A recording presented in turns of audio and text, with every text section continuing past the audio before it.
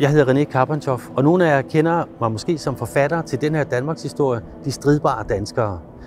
Nu er jeg i gang med en ny Danmarks historie, og når jeg er færdig, kommer den til at hedde De ekstreme danskere.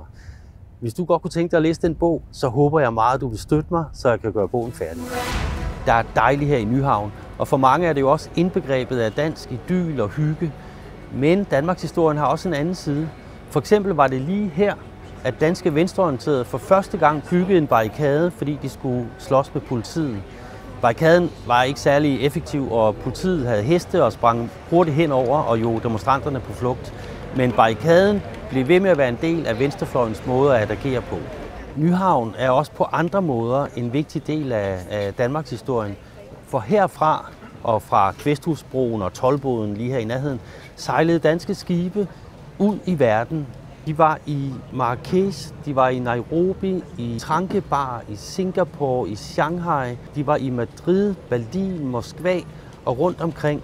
For danskerne var med i alle de store verdensbegivenheder, der skete på det her tidspunkt. Lige hernede ligger jo Kongens Nytorv, og dernede havde A.P. Møller dengang sit hovedkvarter, og der var hans unge søn, Mads Markini, også startet. Hernede har vi Amalienborg, hvor Christian 10. og senere Frederik 9. Var konge, og alle de fine herrer skal vi høre om, for de ekstreme danskere handler ikke kun om de små, det handler om samspillet mellem de store og de små, for de var alle sammen meget opmærksomme på hinanden.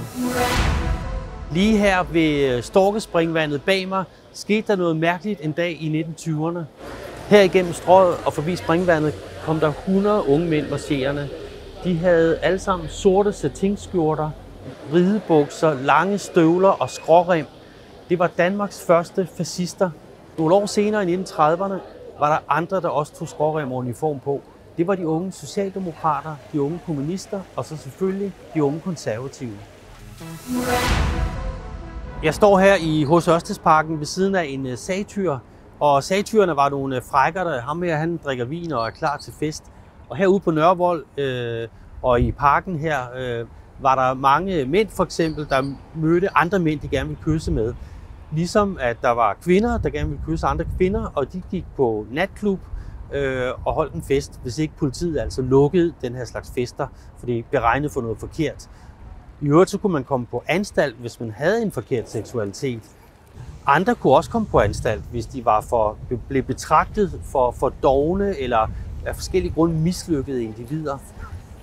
Der var en tanke om, at befolkningen skulle være sund, og nogen simpelthen var for syge til at være en del af den befolkning. Og nogle af dem, der blev spærret inde på anstalter, de gjorde faktisk oprør meget kontant, så det ene sted efter det andet sted flammede det simpelthen, fordi at der blev sat ild til de her anstalter. Man betragtede nogle gange de her mennesker, der blev spærret inde, som nogle lidt sygelige, mislykkede individer i befolkningen. Det var simpelthen en gængs tankegang blandt nogle danske politikere, blandt andet socialdemokraten Steinke.